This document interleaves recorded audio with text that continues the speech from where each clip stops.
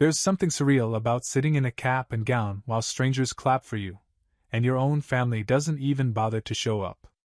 I remember thinking, as I looked out at the cheering crowd, wow, this would be such a great moment if I didn't feel like a ghost in my own life. Let me back up. I'm Noah. Small town kid. The quiet one, at every family dinner. You know, the guy who gets asked to fix the Wi-Fi, but not to be in group photos. Born third out of 4 kids, a middle child by proximity and a background character by default. My older sister, Megan, valedictorian, dance team captain, once got a standing ovation for parallel parking. My younger brother, Sean, football MVP, homecoming king, once got a tattoo and my parents framed it like it was a diploma. Me? I got a "that's nice" when I brought home a 4.0 and a full scholarship letter from the state university. My mom said, "Well, at least you won't be a burden." That was the closest thing to a "congratulations" I got. To be fair, I didn't expect much growing up. Our family had this unspoken rule: attention is earned, but only in very specific ways. If you were loud, flashy, or had a varsity jacket, boom, golden child status unlocked.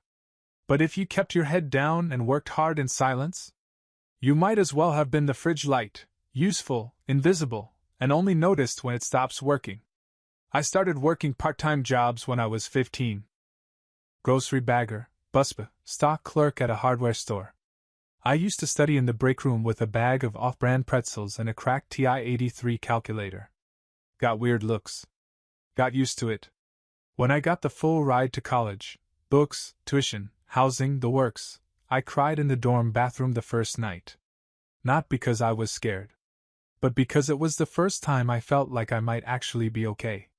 Like I'd finally outrun the feeling of being disposable. 4 years went by fast. I majored in architecture, minored in surviving off cold pizza and dollar store ramen. Interned, networked, even did freelance design work for small businesses to save money.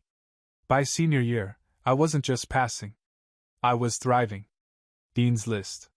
Job offers lined up. Credit score? Higher than my brother's GPA ever was. But the closer graduation got, the more I realized my family wasn't saying anything.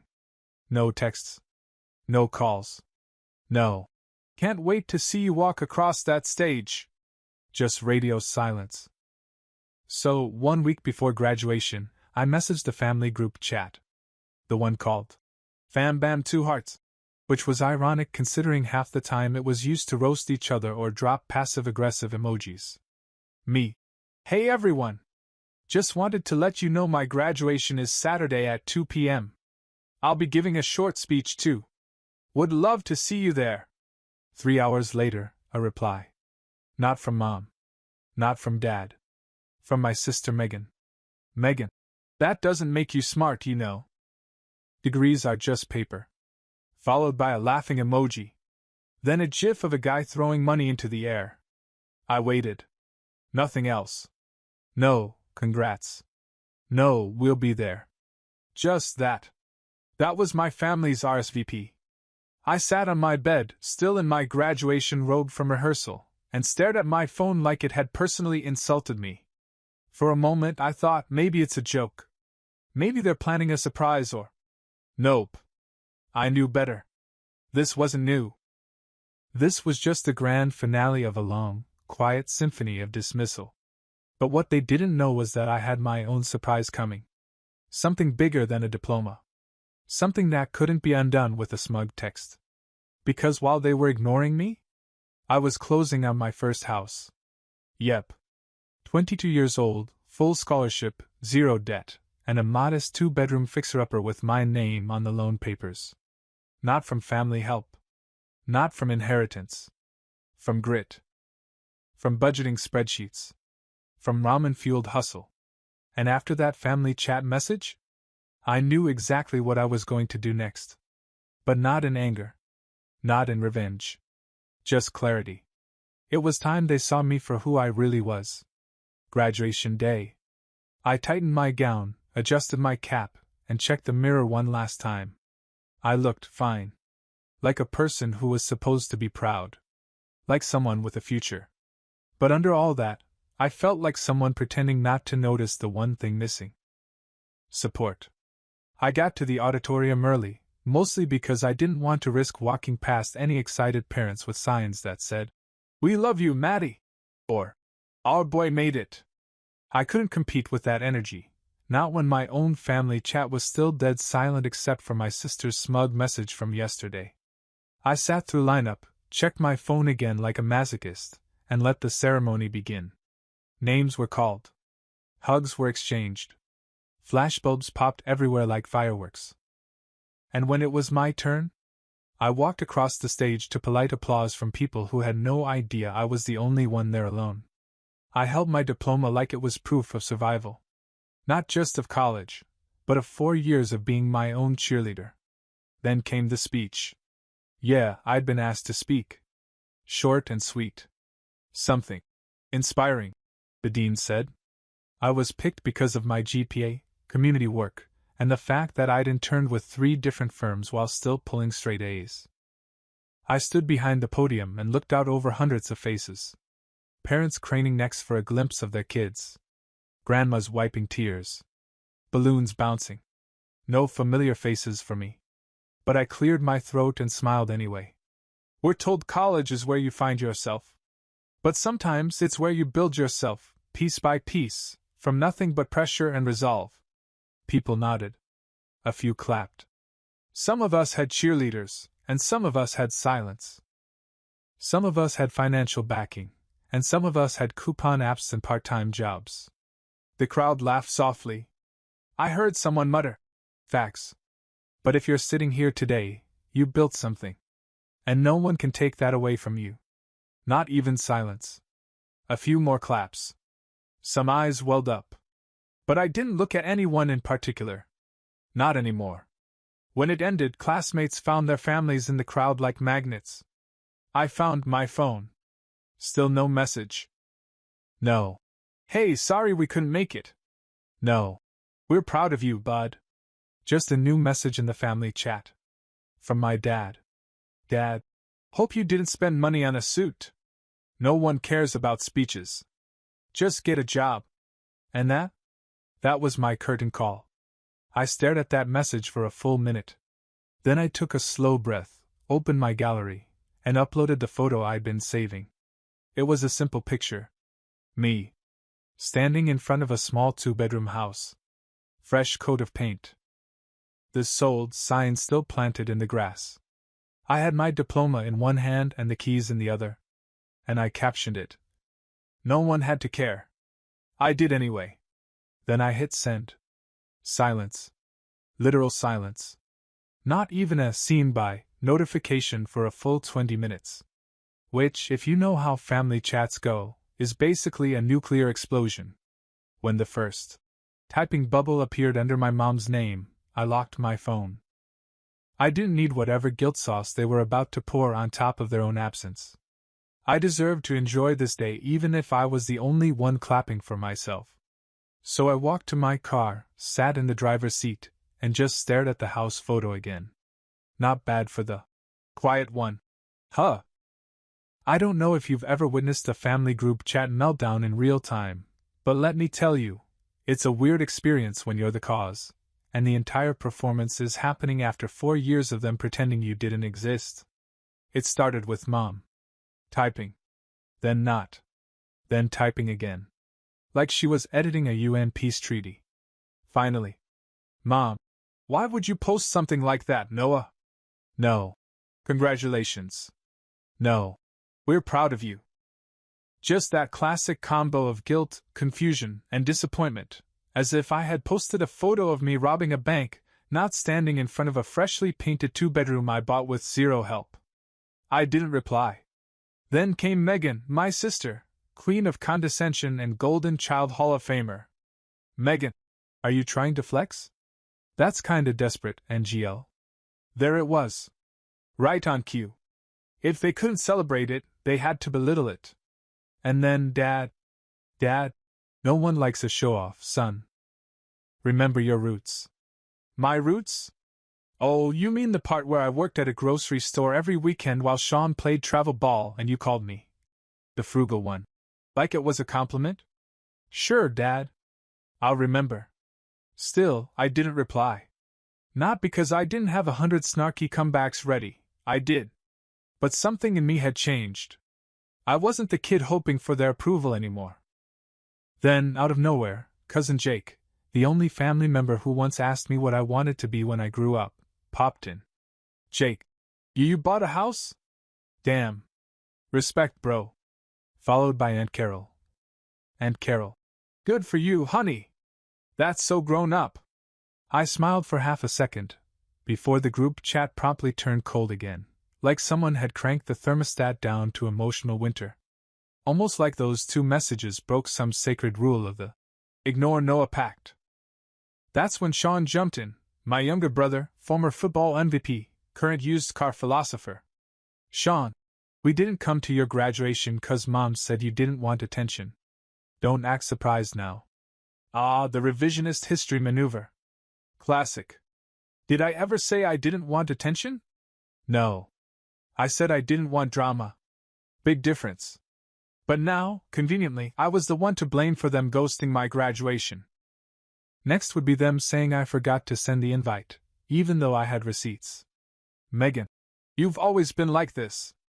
Acting all better than us just 'cause you read books or whatever. Cool. So now literacy is a personality flaw. And still, I said nothing. Instead, I scrolled back to my graduation speech notes and reread them. Especially the part about building yourself from nothing. Not for validation. Not for applause. Just because you knew you could. I muted the chat. Then I called my realtor. Because while they were spiraling in their own guilt and jealousy soup, I had an inspection to book and a fence estimate to get. This house wasn't revenge. Okay, maybe like 10% revenge. But 90%? It was the end of the cycle. Of silence. Of asking for scraps. This house was mine, every square foot paid with sleepless nights, group projects, double shifts, coupon apps, and exactly 0 handouts. And I wasn't about to let a few guilt-riddled messages ruin the fact that, for the first time, I had peace. So let them spiral. Let them rewrite history. I had floors to sand, a future to renovate, and a front door no one else had the keys to. After muting the family group chat, I did exactly what any rational person with a new house would do. I spent the next 3 days deep cleaning a microwave that looked like it had survived the Cold War. No clue what the previous owners cooked in there, but I'm 90% sure it had a face and feelings. I mowed the patchy lawn, bought a second-hand couch off a guy named Curtis who insisted on showing me photos of his cat's birthday party, and even assembled a bookshelf without crying. So yeah, I was basically thriving. The plan was to settle in quietly. No Instagram reveal, no. Just moved in. TikTok tour. I wasn't interested in sharing this chapter, not with people who thought my last chapter wasn't even worth reading. Then, 2 weeks after moving in, my best friend Caleb texted. Caleb. Yo. Tell me you're having a housewarming. Don't make me beg. Now, Caleb's been in my corner since sophomore year, when we both got locked out of our dorm in boxers during a fire drill. He once fake cried to get me out of an awkward date.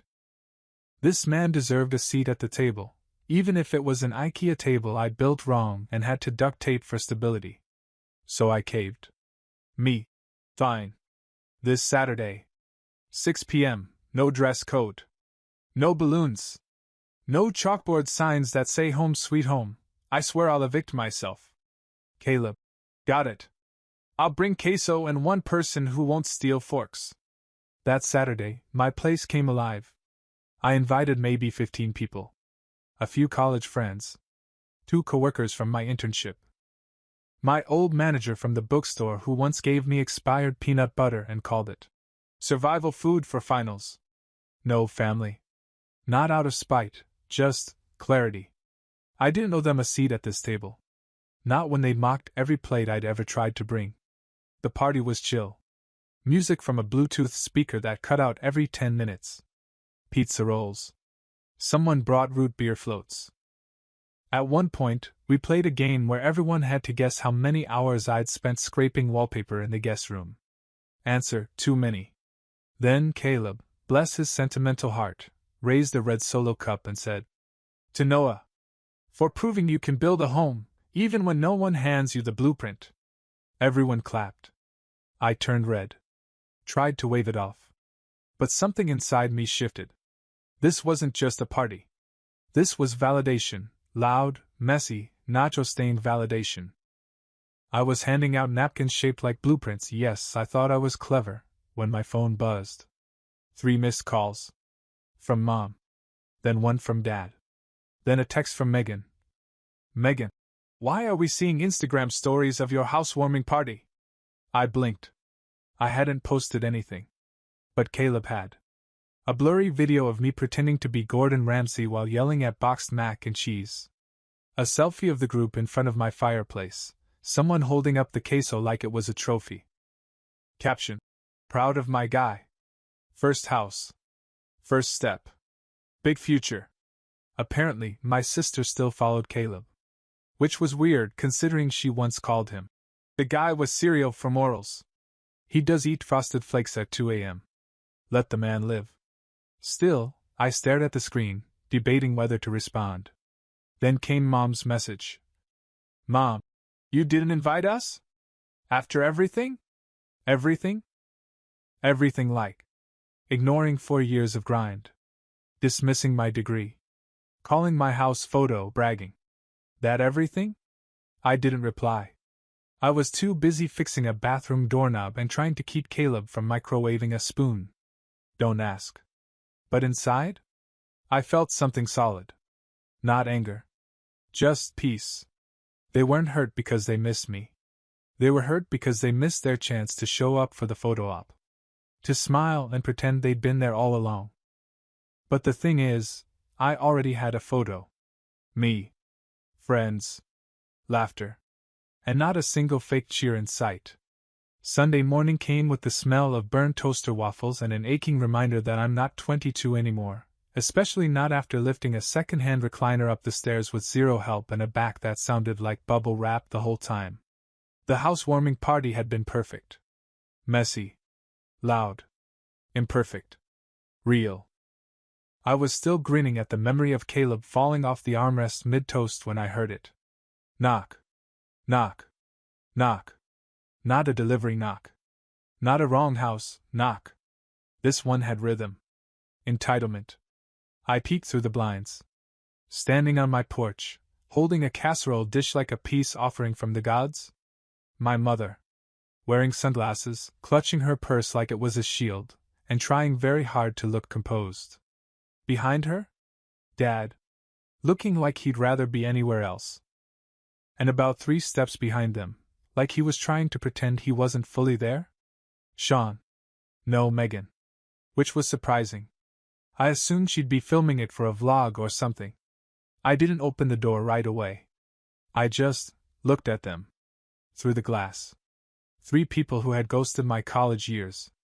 Laughed at my efforts. Ignored my biggest milestones. Now standing on my porch. Holding a casserole. Eventually, I opened the door, mostly because I didn't want them asking the neighbors if I was out of town, while I stood 6 feet away breathing through my nose. "Hey," Mom said softly. I nodded. "We saw the photos. Looked like a nice party." I didn't respond. Dad cleared his throat. "We figured it was time we see the place." I raised an eyebrow. "You figured that now?" He paused. Didn't like the tone. That was always his thing. Be passive-aggressive first, then act wounded when you respond with the same energy. "We didn't mean to miss the graduation," Mom offered.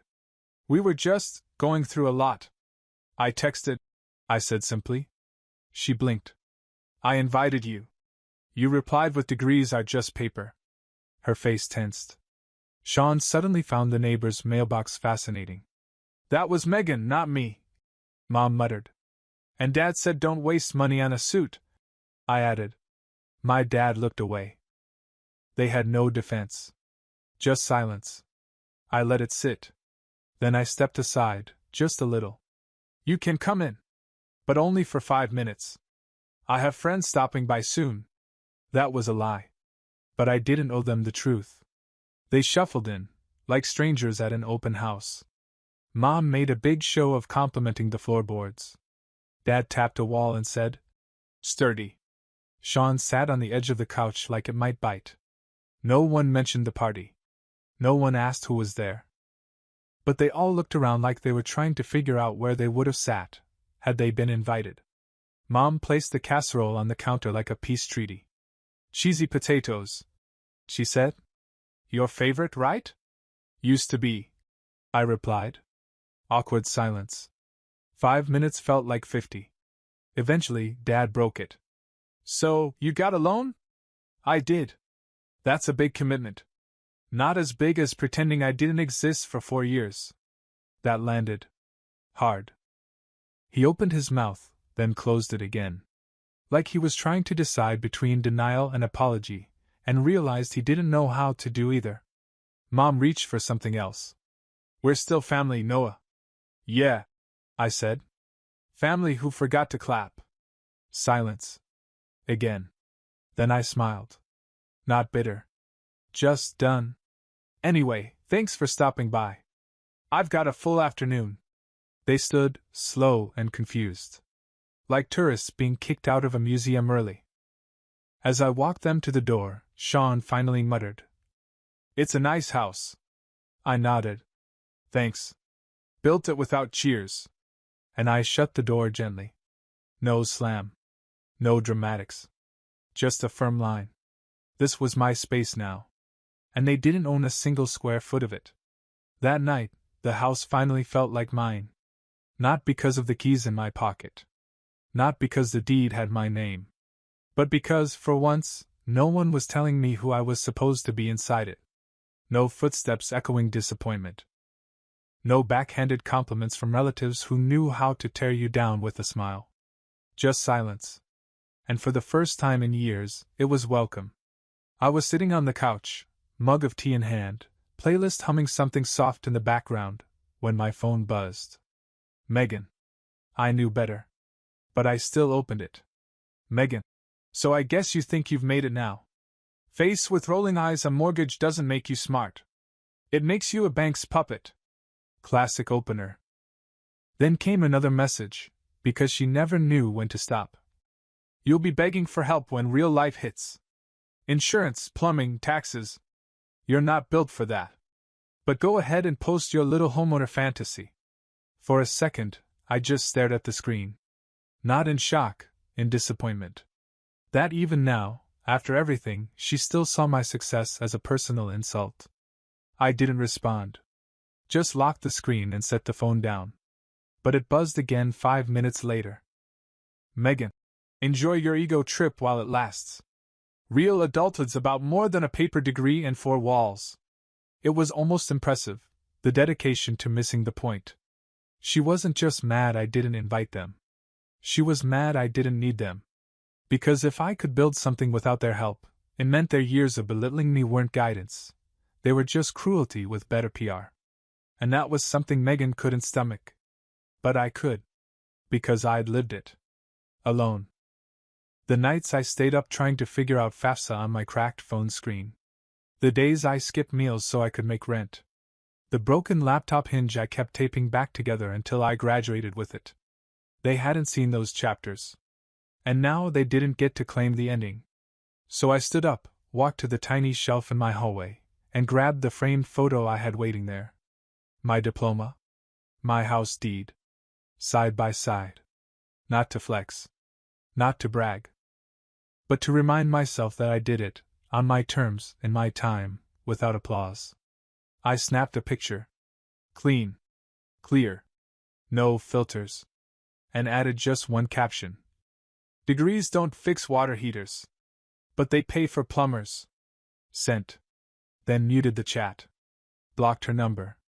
Not because I was angry, but because I was done. Done chasing validation from people who couldn't even spell support. 10 minutes later, Caleb texted. "Caleb. Yo.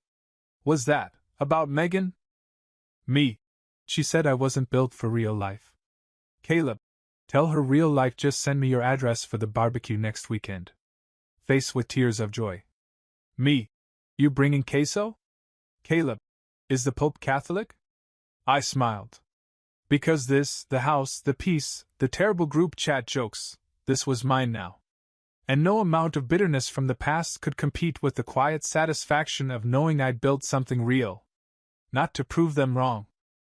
Just to finally prove to myself that they never defined what success looked like. I did. And I wasn't done building yet. A few days passed. No more texts. No calls. No casserole. Just silence. And I was good with that. Really. It was the kind of silence that felt earned, like hanging up on a bad call and realizing the world sounds better without static. I got back into routine. Went to work. Recocked the bathroom. Installed the doorbell camera because Caleb insisted. You never know when your dad might pop up like a cutscene. For once, things felt still. Until I checked my mailbox. I wasn't expecting anything. Mostly just ads, credit card offers, and a mysterious flyer for salsa lessons. Caleb, again. But in the middle of the pile was an envelope. Handwritten. No return address. Just my name. The handwriting stopped me. It wasn't my mom's. Not Megan's. Not Dad's tight, all-caps style. But it was familiar. I opened it slowly. Inside was a letter. Real pen on real paper. No sarcasm. No passive aggression. Just a few lines in neat, careful writing. Noah. I know I've never said this directly, but I watched every step you took, even when the rest of them pretended not to. I saw the late nights. The wins. The silence you walked through alone. And I just want you to know. I'm proud of you. I never said it out loud, because in this family, silence is mistaken for strength. But I've been wrong. You deserve better. You deserve to be seen. If you're ever willing to talk, I'm here. No pressure. No expectation. Uncle James. I sat down. Uncle James. My dad's older brother. The one who always sat quietly at family gatherings, sipping coffee like it was a religion. He never chimed in. Never joined the dogpiling. Never intervened either. But he watched. He was the one who quietly handed me a used laptop when mine died during finals. No note. Just a sticky with, "Try this," written on it. The one who slipped me gas money once and said, "You didn't get this from me." I always assumed he just didn't want to be involved. That he didn't care enough to step in. But now, maybe silence wasn't apathy. Maybe it was survival. And now, after everything, he reached out. Not with demands. Not with guilt. But with something so rare in my family it almost felt foreign. Accountability. The next day, I called the number I remembered from years ago. The landline he never changed. He picked up on the second ring. Hello? Uncle James. It's Noah. There was a pause. Then the kind of exhale people only let out when they've been waiting to breathe for a long time. Hey, kid. We didn't dive into emotion right away. That wasn't his style. We talked about weather. The porch he was fixing. A strange story about his neighbor's runaway goat. But after 10 minutes he said something that stopped me. You know, your parents used to brag about you. Way back. Before they realized you weren't going to be exactly like them. I didn't respond. They never knew how to handle pride without control. He continued. If they couldn't take credit for your success, they'd rather pretend it didn't happen. Yeah, I said softly. That tracks. There was a pause again. But I saw it, Noah. All of it. And I just want you to know, not everyone in this family missed the point. That hit harder than any insult my parents had ever thrown. Because it wasn't a compliment. It was recognition. And sometimes, that's all anyone wants. To be seen. Fully. Without conditions. Before we hung up, he added one last thing. If you ever need anything, not money, not advice. Just someone who doesn't think you're a mistake, I'm here. I thanked him. Hung up. And stared at the wall for a long while. I thought about how strange it was, how you can go your whole life thinking you're invisible, only to find out someone was watching the whole time. Not judging. Just waiting. Waiting for the moment you stood up on your own, so they could finally say, "I knew you could." It happened late on a Thursday. I had just finished patching up a dent in the garage wall, thanks to my failed attempt at parking with confidence, and was mid-victory dance with a paint roller when my phone buzzed. Dad. I stared at the name. First time he'd called since the awkward 5-minute house visit. The one where he complimented my baseboards and left without saying a single real thing. I let it ring twice. Then 3 times. And just before voicemail kicked in, I answered. "Noah." His voice sounded the same. Measured. Like every word came with a receipt.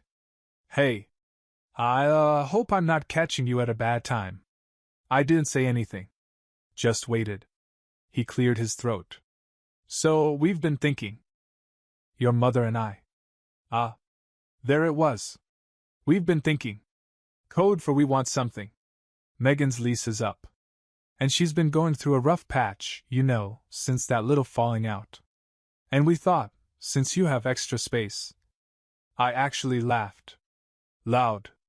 "You want her to move in with me?" "Just for a little while. A few months. You've got the room. And you know, family helps family." "Right.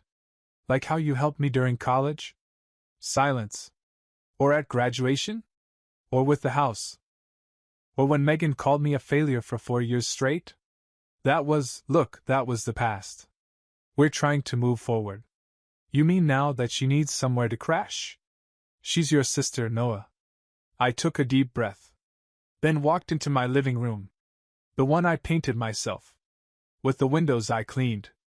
The rug I unrolled while eating gas station sandwiches at midnight. The space I made my own, inch by stubborn inch. "No," I said simply. "Excuse me?" "No," I repeated. "She doesn't get a room here. Not after everything. Not after what she said. Not after what you said. So you're just going to turn your back on your own family?" "You did that first," I replied. "Back when you said my degree was just a piece of paper. Back when you toasted Megan's job promotion and told me I was too sensitive when no one showed up for mine. We didn't think you'd take it so personally." I smiled. "Yeah. That's kind of the problem." Another silence. This one longer. He wasn't used to not being in control of the conversation. "You really want to burn the bridge, huh?" "No," I said. "I just built a better one. One that leads away from you." And with that I hung up. No shouting. No dramatic music. Just clarity. Later that night, I walked out to the porch. The air was cool. My neighbors were laughing somewhere down the block. In the distance, someone's sprinkler clicked on. And for once, I didn't feel bitter. I felt free. They hadn't shown up when I graduated. They hadn't clapped when I achieved anything that didn't involve Megan. But I'd stopped needing their claps. Because I had walls that held. Floors that creaked in all the right places. A deed with my name. And peace that didn't come with conditions. They had each other. And I had everything I'd built, without them.